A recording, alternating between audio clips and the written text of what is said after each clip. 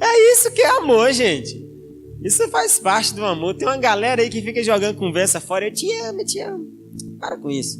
Então, em Atos 3, fala assim, olha, vamos lá em Atos 3, vamos focar na palavra aqui. Eu não sei por que eu estou falando de relacionamento aqui, Deus sabe, né? Vamos lá. Certa ocasião, Pedro e João estavam subindo na hora da oração, isso é, às 3 horas da tarde. Versículo 2. E aconteceu que um homem aleijado de nascença estava sendo carregado para um dos portões do templo. Qual que era o nome do portão do templo? Alguém sabe me dizer? Formoso. Todos os dias o colocavam ali para pedir esmolas aos que entravam no templo. Quando viu que Pedro e João iam entrando no templo, ele pediu que lhes dessem um donativo, uma esmola. Versículo 4. Fixando nele o olhar, Pedro, em companhia de João, disse: olhe para... E o homem olhou para eles com atenção, na expectativa de receber deles alguma ajuda. Beleza, vamos começar por aqui. Primeira coisa que eu quero falar para vocês, que existe um grande chamado de Deus nesses dias, para que a igreja dele eleve o nível seu de oração. Nós estamos falando de 2 homens que não estavam preocupados no que eles pudessem fazer, mas eles estavam preocupados em aprofundar um nível de relacionamento e intimidade deles com Jesus.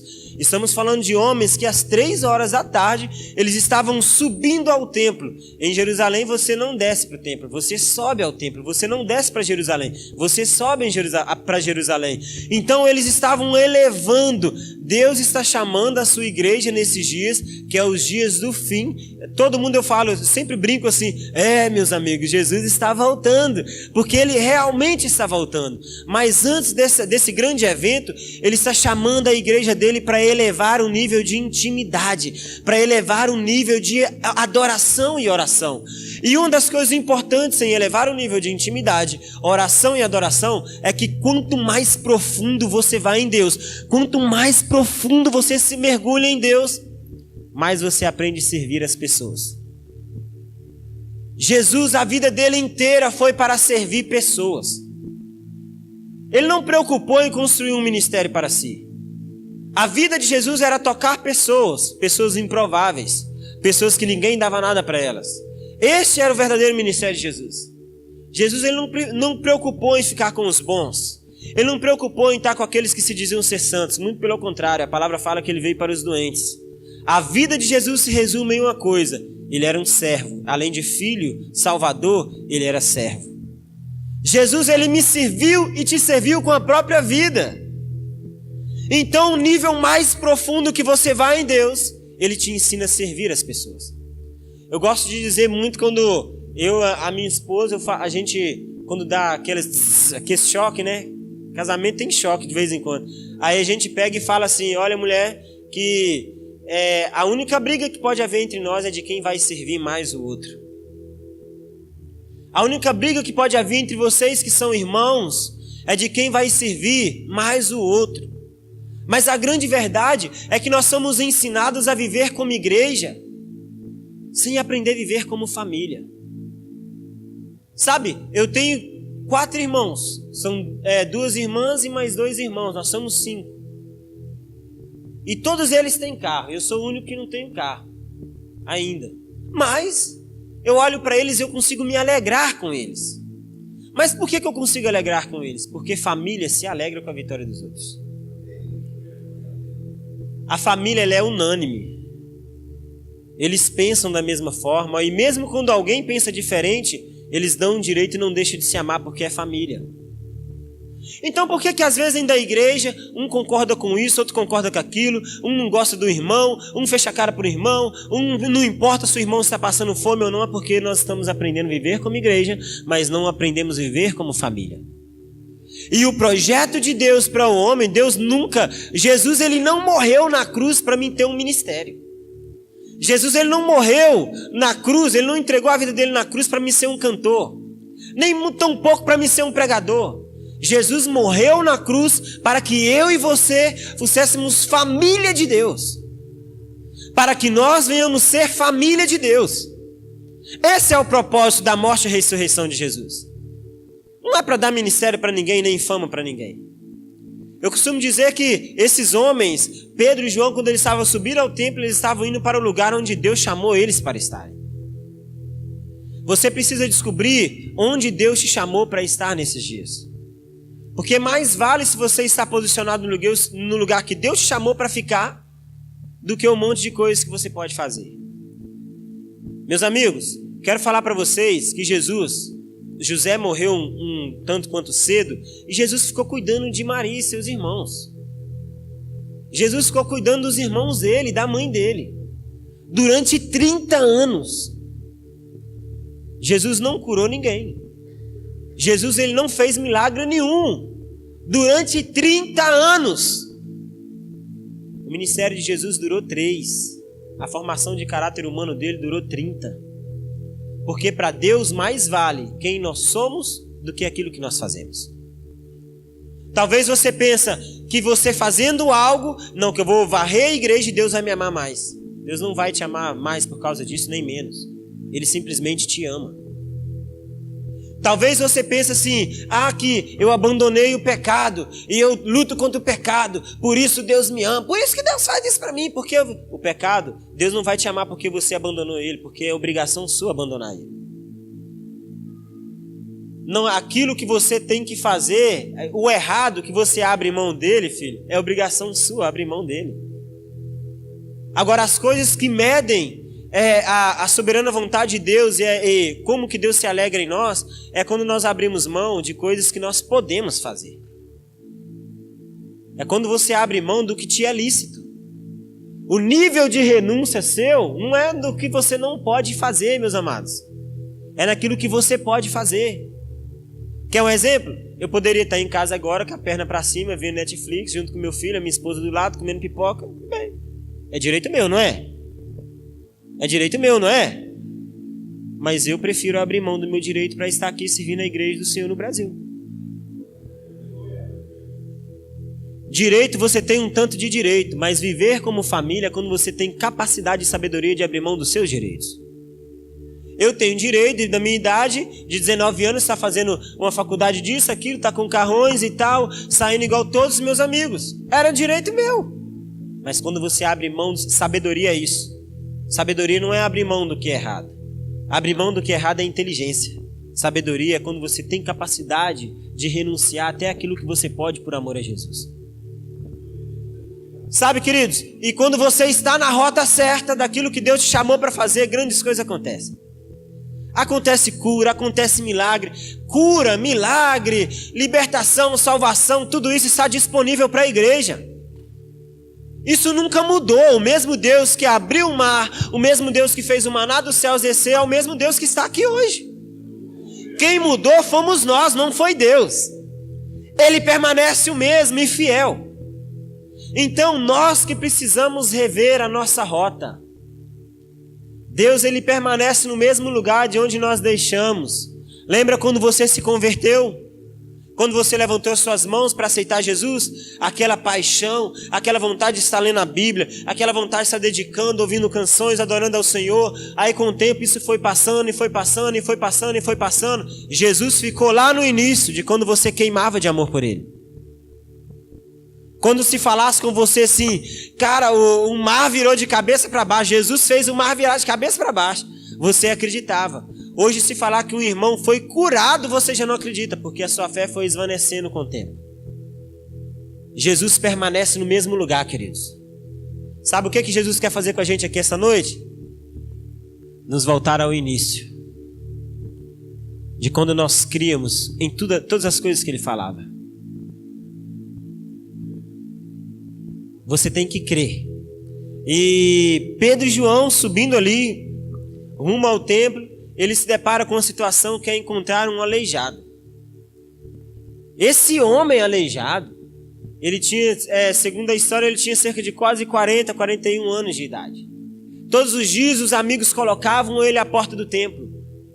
Nós precisamos observar que a porta desse templo era a porta mais bonita daquele templo, a porta chamada Formosa. Embora o templo tinha as outras portas, eles colocavam esse homem diante da porta mais linda do templo. Segundo a história também, você pode pesquisar isso depois, eram cerca de 17 a 20 homens para conseguir abrir essa porta. Porque não era uma porta normal, era um portal. Era muitas pessoas para abrir. Então essa porta era como se fosse o orgulho do templo e do povo. Deus pega aquele aleijado e necessitado e coloca diante do orgulho da igreja. Deus pega aquele que precisa e coloca diante da igreja. A porta da igreja. Eu queria falar para você que está aqui, meu querido, que quando você se batiza e se converte, muitos de nós formamos conceitos a respeito do evangelho. O que você está falando, pastor? Conceito a respeito do evangelho. Para mim, evangelho é isso. Para mim, culto é aquilo. Para que no culto os irmãos têm que gritar aleluia? Para que no culto os irmãos têm que ficar orando em língua? Para que no culto? Você formou conceitos do que você pensa que é o evangelho. Mas o evangelho ele não é feito de conceitos. O evangelho é renovação de mente. O evangelho, você entende no evangelho que o que acontece no culto, em cima do púlpito, não é para a igreja, é para ele. Nós entendemos que os louvores que os irmãos cantam não é para nos fazer chorar. Você sabia disso? Quem sabia disso? Você sabia que embora você chore no louvor, os louvores, a adoração que é prestada no culto, não é para te fazer chorar? E nem mesmo para você gostar? É um culto de adoração ao Senhor. Nos cultos nós não viemos para receber, nós viemos para dar. Nos cultos, quanto mais você oferece a Ele, o que você vai receber dele é consequência. Então esse homem estava na porta da igreja, porque a igreja já formou um conceito do que é um homem de Deus, do que é uma pessoa salva, do que é... E Deus vai, pega e permite que um aleijado fique à porta da igreja. Porque a igreja não é museu de santos. A igreja é hospital de pecadores. Sabe o que é a igreja? É lugar de tudo que é ruim. A igreja é esse lugar. Tudo que não presta, porque Jesus pega e transforma e faz prestar. Se tivesse um santo sequer aqui, primeiro, ele não estaria. Teria sido arrebatado. Sabe qual que era a diferença daquelas pessoas que estavam dentro daquele tempo, aquele homem estava aleijado? Que ele era aleijado físico. Mas eles eram aleijados espirituais, porque quando aquele homem entra dentro do templo, nem eles criam que aquele homem que estava à porta do templo poderia andar. A Bíblia fala que eles ficaram pasmados. Sabe qual que é a diferença do seu pecado para o do seu irmão que está do seu lado? É que o seu é no braço de repente, e o dele é no pescoço, do outro é na perna. No final é todo mundo pecador. Eu não olho para vocês como uma igreja lindinha, todo mundo cheirosinho sentado na cadeira. Sempre quando eu vou pregar em algum lugar no Brasil, eu falo com os irmãos que eu olho para a igreja, sabe como? Um monte de macas espalhadas pela igreja, todo mundo deitado e sendo tratado por Jesus. Nós formamos conceitos do que é a igreja. Aí nós trazemos um peso de lei sobre a igreja. Eu quero te falar, eu estava falando hoje na rádio junto com o pastor, de que o primeiro chamado, olha só que profundo isso, o primeiro chamado de Deus para o homem, você vai pegar na Bíblia e vê Deus caminhando com Adão, estando com Adão, mas Deus chama o homem pela primeira vez, depois que o homem peca. Porque para nós pregamos isso para as pessoas e ensinamos de forma errada de que Deus, de certa forma, Deus se afastou de fulano, né? Mas também a vida dele. A vida dela. Olha lá, como é que fica a vida dela? Deus nunca se afasta de ninguém. Deus nunca desiste de ninguém. Nós nos afastamos de Deus. A Bíblia fala que o pecado faz separação entre o homem e Deus. Não entre Deus e o homem. Você consegue entender isso? É entre o homem e Deus. É como se o homem estivesse caminhando e Deus vindo atrás dele. E o homem não consegue ver Deus. Mas para o homem voltar para o propósito original de Deus, ele tem que ir lá onde ele pegou e caiu. Que Deus está no mesmo lugar esperando por ele. Queridos, a igreja não é um hospital, não é um museu de santos. Se você se intitula santo demais aqui, melhor do que o seu próximo, eu quero que você pegue e coloque a mão na minha cabeça então, porque eu preciso disso aí. Jesus, ele é salvador, amém? E você salva alguém que não precisa? Quem precisa de um salvador aqui essa noite? Então você entendeu. Todos nós precisamos de um Salvador. Esse homem que estava à porta do templo, ele precisava de uma palavra que fosse mudar a vida dele. Mas sabe como que esse homem estava? Como muitos crentes no meio de nós, na igreja brasileira. À porta do templo vivendo de migalhas. A alma é igual um saco furado. Quanto mais você sacia ela, mais ela quer. Quanto mais você entrega para ela, mais ela quer. Tem pessoas que vivem de necessidade, queridos. Você pensa que a sua vida vai mudar se você tiver $1 milhão? É isso que vai mudar a sua vida? Você vai ter $1 milhão deitado na sua cama, frustrado. O que é uma pessoa? O dinheiro ele compra um hospital, mas não compra saúde. O dinheiro ele compra o melhor colchão que você pode ter na sua vida, mas ele não compra uma noite em paz de sono. Se não fosse assim, nós não teríamos tantos famosos e milionários suicidando. O que vai trazer paz para a nossa geração não é o suprir das necessidades. Você fica, Deus, eu quero isso. Deus, eu estou triste. Deus, eu estou... Aí Deus te dá. Aí você vai estar frustrado com outra coisa. Deus resolve isso. Deus resolve isso. Aí Deus faz, resolve. E você vai ficar frustrado por outra coisa. Porque o que você precisa não é saciar a sua alma. O que nós precisamos é de Jesus. O que vai preencher toda a nossa vida é Jesus. Porque uma pessoa que tem Jesus dentro do coração dele, ele pode estar passando no vale. Porque ele entende que Jesus está com ele e ele é feliz, ele é pleno. Irmãos, deserto é lugar de milagre. Não chora porque você está passando por ele. É no deserto que o povo viu o maná descer. É no deserto que aconteceu os maiores milagres da Bíblia. Os maiores milagres da Bíblia aconteceram no deserto. Canaã é terra pronta. Você está querendo, Deus, faz. E o Senhor está te mostrando como que você vai depender dele. Aceita o processo de Deus, querido. Aceita o processo de Deus. Deus não muda o propósito dele por causa de crente que faz biquinho. Por causa de crente que fecha a cara. Por causa de crente que fala, eu vou desviar. Eu vou morrer se o Senhor não fizer isso por mim. Você pode querer fazer tudo isso. Não vai mudar o propósito dele. A Bíblia fala que muitos são os planos do coração do homem. Mas o que prevalece é o quê? Prevalece é o quê? A vontade de Deus. O propósito de Deus. E se o propósito de Deus for você passar no vale da sombra e da morte, você vai passar, mas vai chegar do outro lado. Nós precisamos aceitar o processo de Deus nas nossas vidas. Aquele homem estava esperando que Pedro e João dessem para ele uma esmola. Mas uma esmola não iria mudar a vida dele. Ele iria comprar comida, ia comer e amanhã ele ia estar com fome de novo. Você consegue entender isso? Ele iria ficar com fome de novo. Mas Pedro, quando olha para ele, fala assim: ei, olhe para nós. Igreja, eu quero que vocês recebam isso no coração de vocês. O que Deus vai fazer no Brasil, nessa cidade, nesse estado aqui, não diz respeito mais a um homem, não diz respeito mais a um nome, diz respeito ao nós. Pedro disse: olhe para nós. Ele não foi um homem famoso centralizando a situação na vida dele. Ele falou: olhe para nós, porque o que Deus vai fazer no meio da igreja. Mas embora Pedro disse: olhe para nós, a Bíblia fala que na sequência ele disse: eu não tenho nem ouro, nem a prata. Embora ele sabia que tudo iria acontecer no meio da igreja, ele também sabia o que ele carregava da parte de Deus. Tem crente que nem sabe por que Deus colocou ele nessa terra. Nem procurou saber até hoje. Você precisa entender o que você carrega de Deus, querido. Você não é uma obra do acaso. Você não é um espirro de Deus. Surgiu um ser humano. Deus não te fez dessa forma. Deus, quando Ele te criou, Ele já colocou um propósito dentro de você.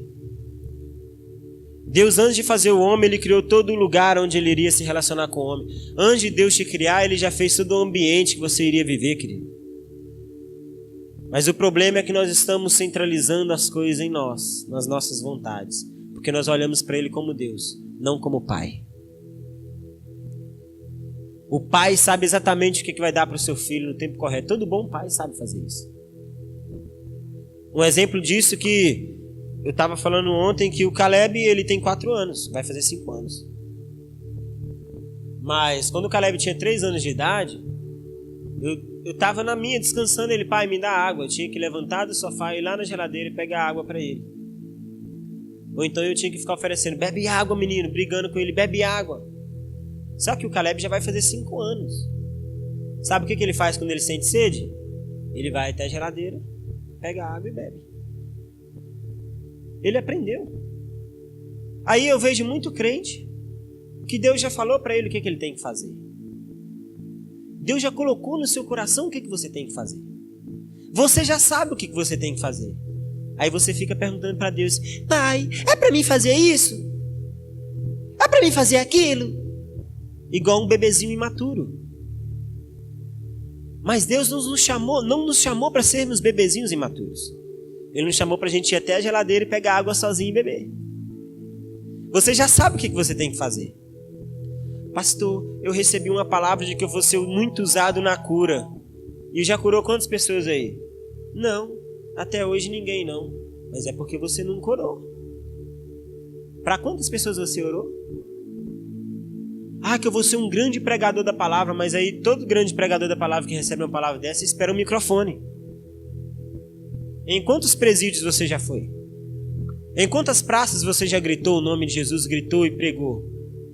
Você prega quando para no posto de gasolina, você prega quando está na lanchonete, você fala isso?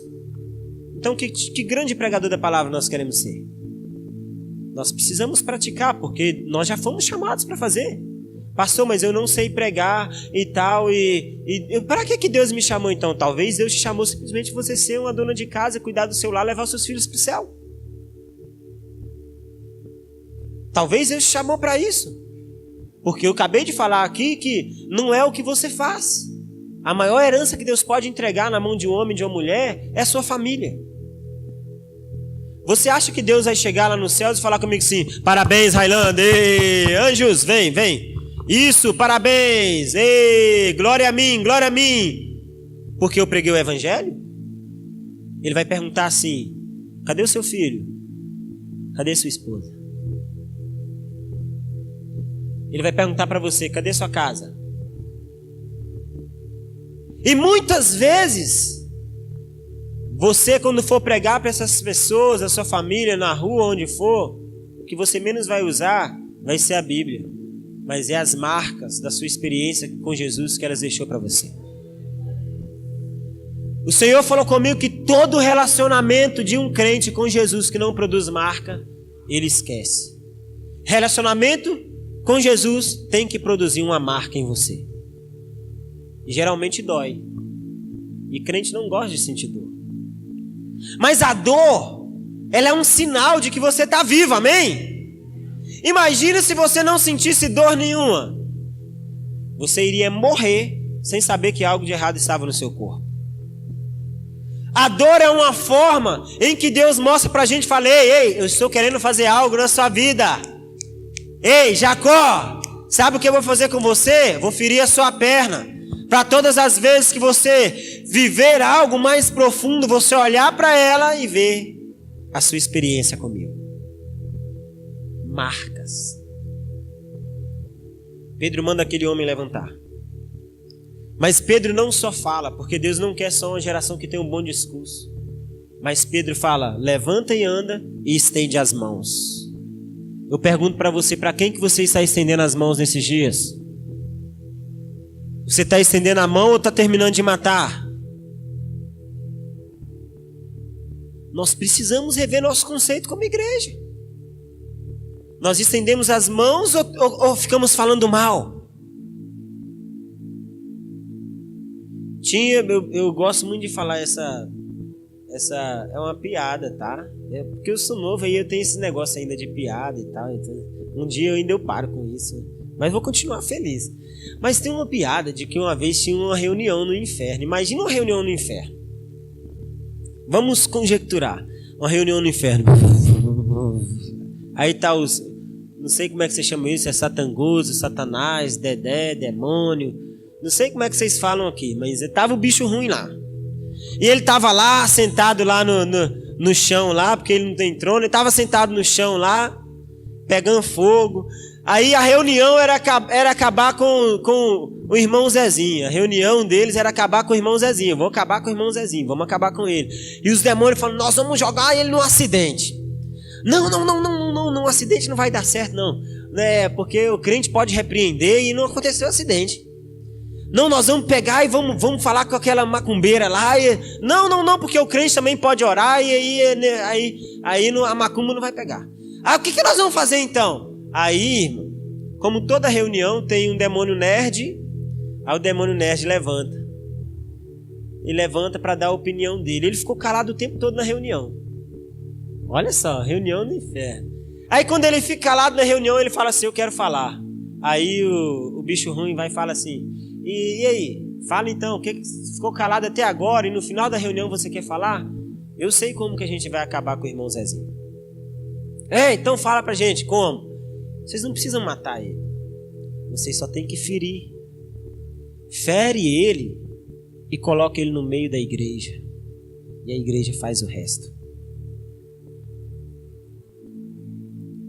Você quer que todo mundo entenda as suas feridas, as suas falhas e até mesmo os seus pecados. Mas quando você olha para o próximo cometendo erros, ao invés de estender as mãos, você termina de matar. Não precisa matar ninguém. A igreja faz isso. Porque é um exército onde os soldados se matam. Pedro estendeu as mãos. Eu quero te encorajar a estender as mãos. Se você olhar para o lado aqui, dentro da igreja hoje, você vai ver algumas pessoas que provavelmente não estão mais no meio de vocês. O que gera ovelha é ovelha. Pastor cuida de ovelha. Mas você já viu um pastor? Olha o pastor, vamos para a Bíblia. O pastor na Bíblia, ele engravidava de ovelha? Engravidava, gente? Imagina se o pastor tiver que ganhar ovelha e ainda cuidar de ovelha. A função de um pastor é dar destino para a vida de vocês. A função de um pastor é dar o alimento para vocês como ovelhas. Mas a função de manter todas as ovelhas por perto, quem gera ovelha é ovelha. Quem tem que fazer sim? O pastor até faz isso. Pastores fazem isso. Mas fazem porque a igreja não se posiciona. Porque muitas vezes pra gente dentro da igreja, importa que a nossa família está dentro da igreja. Se a família do outro está morrendo para lá, não tem nada a ver. Mas é nós como ovelhas que temos que buscar essas pessoas e trazerem elas para dentro da igreja. É nós que temos que pregar para elas que Jesus ainda vive, quer tocar a vida delas. Estender as mãos. Fala comigo, estender as mãos. Mais forte. Porque quando Pedro estende as mãos para aquele aleijado, a palavra fala que aquele homem se coloca de pé e os seus pés e seus atelhos começam a se firmar. Para Deus, o mais importante é se quem está de pé está com as suas bases firmes e fortalecidas.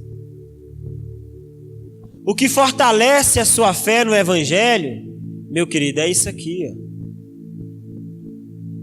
É a leitura da palavra, mas nós conseguimos ficar 1 hora no WhatsApp, mas nós não conseguimos ler a Bíblia 15 minutos que dá sono. Muita gente parece que tem um demônio específico que fica esperando assim, vai abrir a Bíblia, ó. Vou contar 1, 2, 3, 4, 5. Dormiu. Nós ficamos no Facebook 2 horas. Já viu quando você tá pingando de sono? Que sono, tô doido pra chegar em casa. Aí chega uma mensagem. Facebook, deixa eu ver. Só vou ver rapidinho quem é. Aí fica fulano. Nossa, Deus. Aí 1 hora. Nossa, Deus do céu. Não, só vou passar ali e vou ver que alguém curtiu o meu negócio. Curtiu, graças a Deus, curtiu. Meu irmão, curtido no Facebook, na rede social, é igual jogo do milhão, já viu? É igual o dinheiro de jogo do milhão. Eu já ganhei um tanto, mas é tudo de mentirinha. Não te leva em lugar nenhum. Se levasse a algum lugar, eu tava milionário. De tanta curtida nas coisas. Mas eu vou falar pra você que o que vai te fortalecer é isso aqui. Mas você quer que os seus filhos sejam um exemplo na cidade, na casa do Senhor, princípios. E aí você pensa assim, mas o meu filho é uma bênção. Esse pastor tá falando bobeira, meu filho é uma bênção. O que vai mostrar se ele é obediente, se ele é bênção, não é o tempo que ele está perto de você. É quando ele está longe. O que vai mostrar os princípios que você ensinou para os seus filhos é se quando ele está longe, ele vive eles.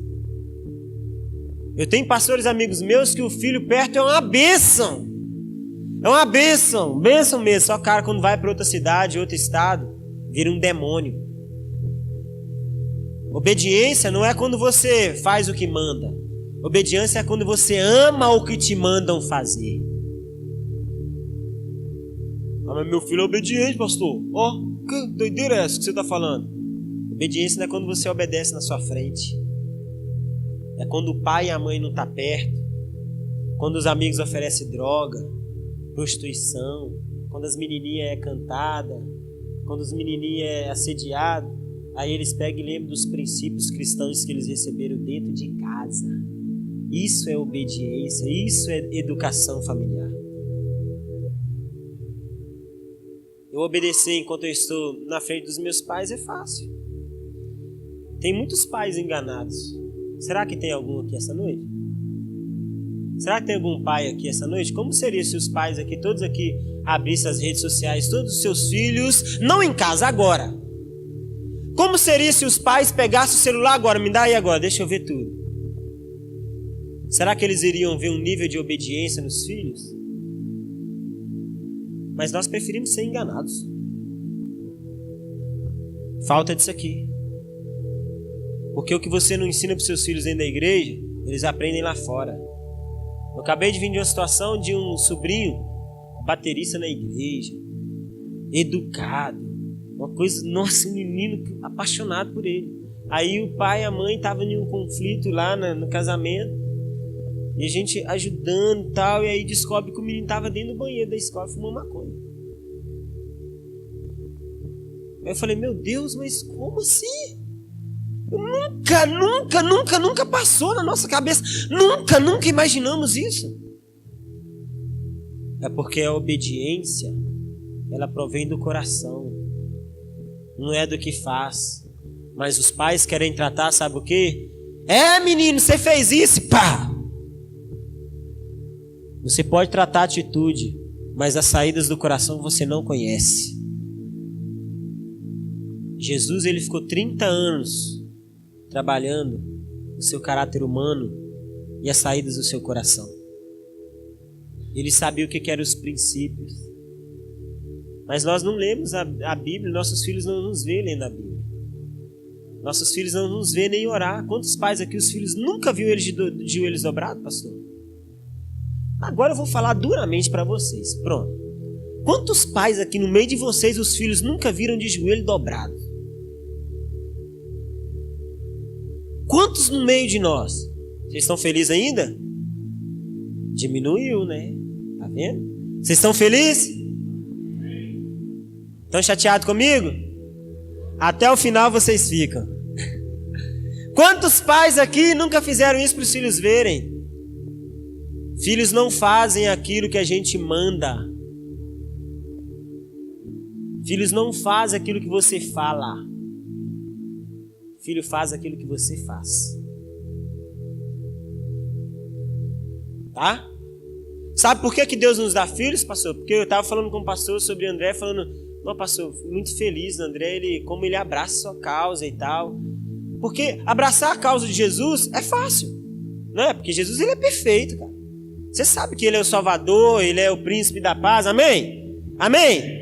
Agora, eu quero ver abraçar a causa de um humano, de um pai que é falho, abraçar. Então é por aí que você vê. Você está falando, nossa, que legal isso, é raro a gente ver isso. Então os filhos, eles fazem aquilo que a gente faz, queridos. Não é aquilo que você fala, é o que você faz. E o motivo de Deus nos dar filhos Sabe qual que é? Olha só, por que Deus dá filho para você? Quem tem filho aqui, eu tenho. Quem tem filho, isso. Vamos interagir comigo aqui. Nós temos alguns minutos ainda, então vamos interagir. Eu tenho um filho de 4 anos. Aí quando o Caleb faz alguma coisa de errado, eu vou lá, pego a varinha, porque crente que é crente corrige filho com vara, não é com tapa, nem com soco, nem com correia, nem com chinelo, nem com murro, nem com bicuda. Crente que é quando você corrige os seus filhos com vara, seja da idade que for, você não está falando com ele, você tem que me obedecer. Você está dizendo para ele, eu obedeço a palavra. Porque a palavra manda corrigir com vara. Não é com correia, não com chicote, não com pedaço de porrete, nem com cabo de vassoura. Então quando o meu filho, por exemplo, faz alguma coisa errada, eu falo com ele assim, tira a roupa. Eu não tiro não, eu falo com ele, tira a roupa você. Ele, irmãos, o processo dele tirar a roupa e de eu conversar com ele dói mais do que a varada.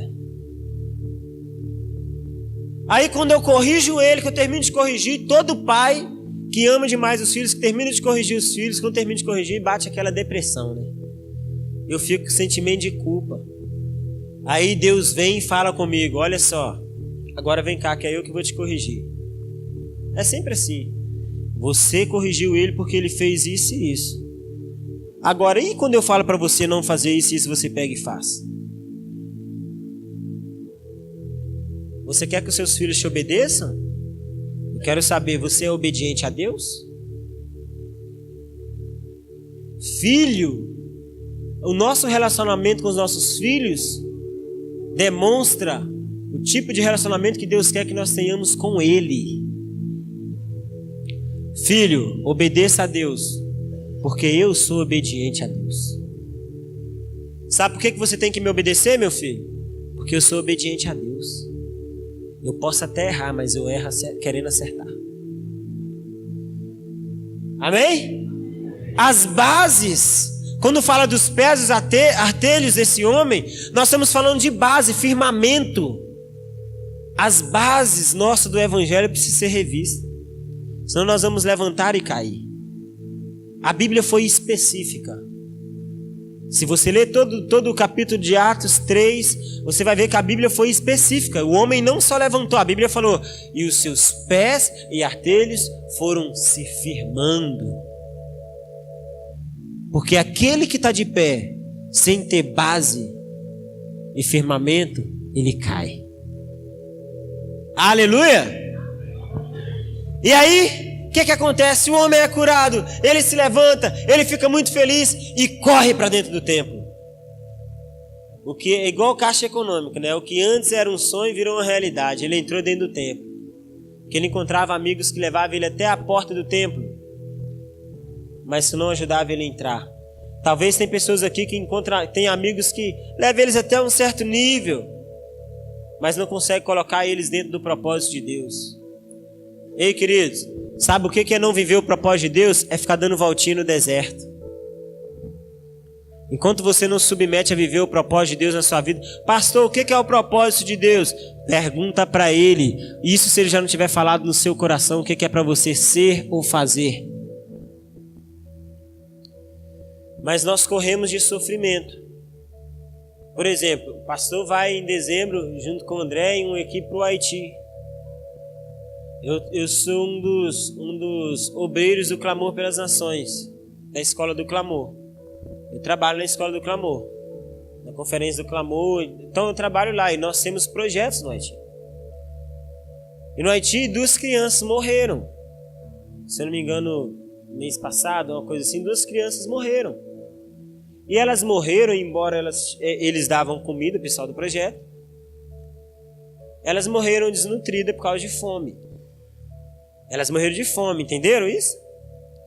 Aí, eu venho para o Brasil aqui, olho para o Brasil, olho para alguns crentes, reclamando, querendo morrer, desviar, querendo desistir da vida, querendo desistir da família, desistir de tudo, porque Deus não fez aquilo que Ele quer.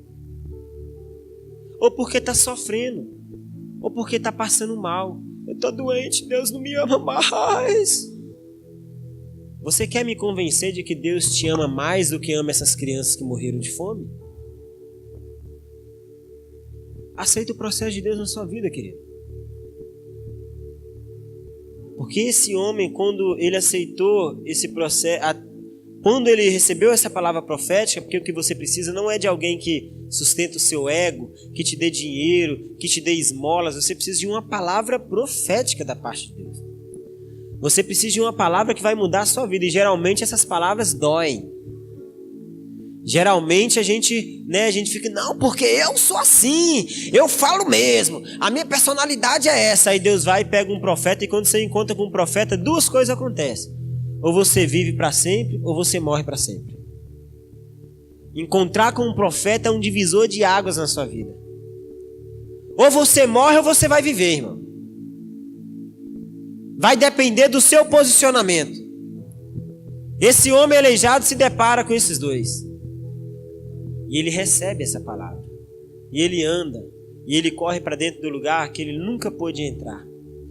E quando ele entra dentro desse lugar, o que ele se depara?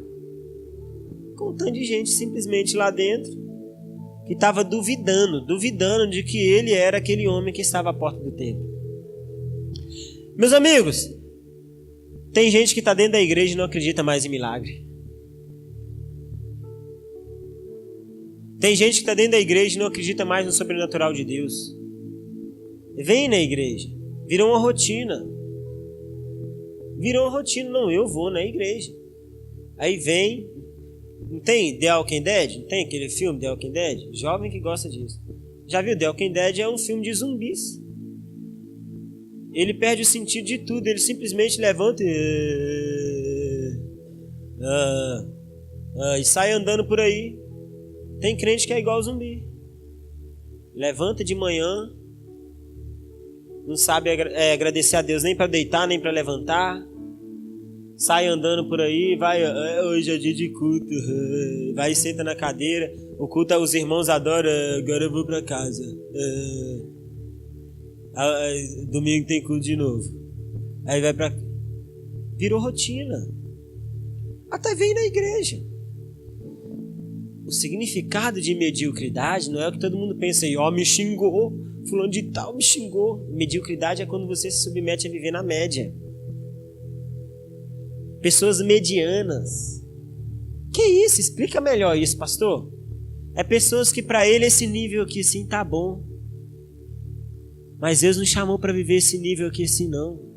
Ele chamou para você ir além. Ele chamou para você ir além. Mas pastor, e quando eu for além? Eu vou falar para você, quando você for além, meu irmão, aqui essa cidade nunca mais vai ser a mesma. Meu amigo, essa cidade nunca mais vai ser a mesma. John Wesley orava por um avivamento. Eu já estive na Europa algumas vezes. Na casa de John Wesley, à beirada da cama dele, tem lá a marca dos joelhos dele. E John Wesley orava por um avivamento. Você consegue entender isso? E nós sabemos que ele já estava vivendo um avivamento. O Brasil já está vivendo um avivamento. Não vai acontecer, já está acontecendo. Um avivamento na palavra, um avivamento de entendimento. As pessoas têm caído menos e compreendido mais as Escrituras. Os jovens têm se apaixonado mais pelas Escrituras. Embora eu esteja ainda em Ipatinga, não sei até quando, mas eu devo ir para juntar aos irmãos do One Ministry, onde a gente, na sexta-feira agora, estávamos com Luca Martins. Luca Martins estava quase 3.000 jovens, alguma coisa assim, na praça, pregando o evangelho. Não tinha cantor famoso, não tinha ninguém famoso, porque um avivamento está acontecendo na nação. Um dia estávamos em um evangelismo lá em Ipatinga. Do nada eu mandei no Facebook, vou fazer evangelismo. Vamos fazer, vamos pra praça, todo mundo. Aí mandei no WhatsApp pra galera, tô indo pra praça. Chegou lá, nós chegamos numa praça onde inúmeros jovens, eu não quero arriscar, porque por ser uma praça, não sei se é 300 jovens ímpios, né? Ímpios, aí juntou os crentes lá. Estavam lá, um avivamento está acontecendo, queridos. Onde você está? Eu quero saber onde você está. As coisas estão acontecendo, cadê você? Onde você entra nisso? Eu falei sobre Deus virar para Adão e perguntar. Deus não perguntou para Adão: Adão, o que você fez, cara? Deus não perguntou para ele isso. Deus perguntou para Adão: onde você está? A pergunta de Deus para mim e para você aqui essa noite, eu quero encerrar te fazendo essa pergunta: onde você está? A palavra de Deus em Mateus 6,6 fala: os discípulos, que também apóstolos, pedem Jesus: ensina-nos a orar, igual João Batista ensinava os seus discípulos a orar. Eu não estou falando de meros homens que não tinham vida com Jesus. Estou falando de homens que andavam lado a lado com Jesus e não sabiam orar. Imagina eu e você. Jesus começa a ensinar esses homens a orar e fala para eles: quando você for orar, entre para o seu quarto, fecha a porta, e o Pai que te... Vamos abrir Mateus 6,6 rapidinho, vamos lá. Mateus 6.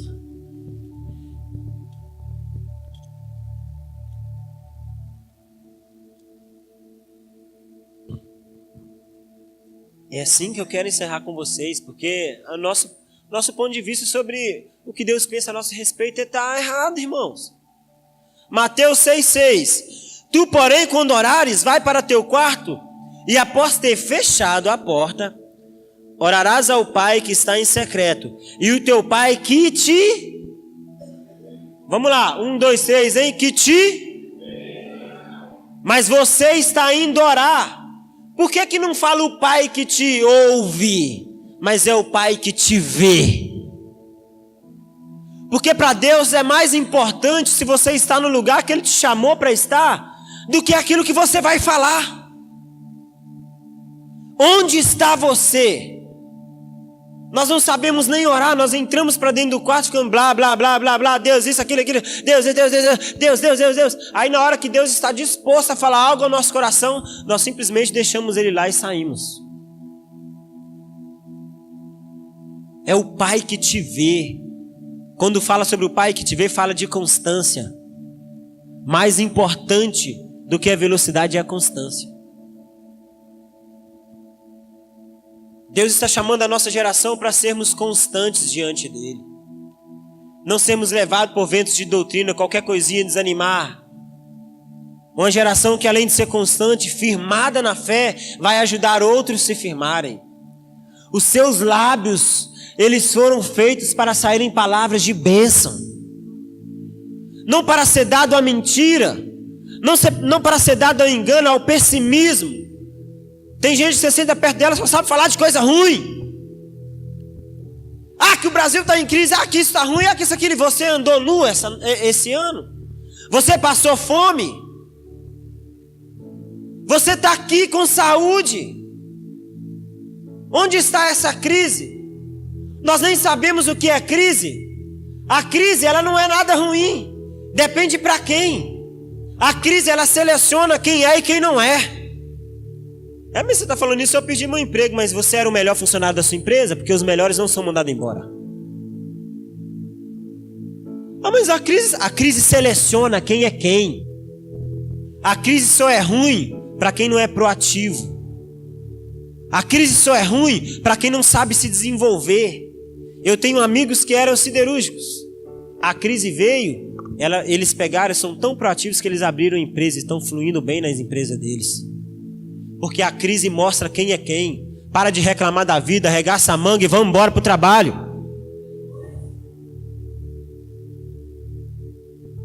Renovação de mente, quebra de conceitos e renovar a mente. Você pode muito mais do que você imagina. E estamos caminhando para o fim. Estava na Bahia ministrando. Uma irmã estava praticamente passando necessidade de comer em casa. E o Senhor mandou eu ir até ela, passar uma palavra de conhecimento para ela. Eu falei: irmã, eu não sei porquê, mas eu estava olhando para você e Deus me mostrava algo sobre bolo, alguma coisa assim. Ela começou a chorar. Os irmãos da igreja começaram a chorar. Ah, pastor. Aí o que foi? O que tá... Gente, não estou entendendo nada. Meu Deus, vão me jogar no chão aqui? Não, pastor, porque ela é uma das melhores confeiteiras da cidade. uma das melhores confeiteiras da cidade, passando necessidade até de comer dentro de casa. Porque formou um conceito de que Deus, para fazer algo na vida dela, deveria ser assim, assim, assim. Depois dessa palavra, ela pegou e falou: "Ô, pastor, eu vou colocar uma plaquinha lá em casa." Hoje ela tem o próprio negócio dela. Ela é uma confeiteira. Recebe inúmeras encomendas. Tudo que você pensar de festa, ela faz. O que vai determinar é a sua postura diante da situação que o nosso país está. Se você for um murmurador, um reclamador, nós não vamos realmente conseguir avançar. Mas tem pessoas que apertam de um lado e eles desenvolvem do outro. Mas não param. E não colocam desculpa no que deu errado. Porque sabe que tem capacidade de fazer certo. Tem capacidade de fazer certo. E eu fecho falando para você que muitos de nós queremos pregar o evangelho, mas nós não temos uma mentalidade missional. O que é mentalidade missional? Não é mentalidade missionária de ir lá e fazer para os outros países. Mentalidade missional é você trazer Deus para dentro daquilo que você já faz no seu cotidiano. Eu pego Deus, eu sou um confeiteiro. Exemplo, eu não sou, mas é um exemplo. Eu sou um confeiteiro, eu pego Deus e trago Ele para minha padaria. Isso é a mentalidade missional. Porque muitas vezes você vai numa criança carente, que com certeza em volta aí deve ter, que nunca tiveram um bolo de aniversário.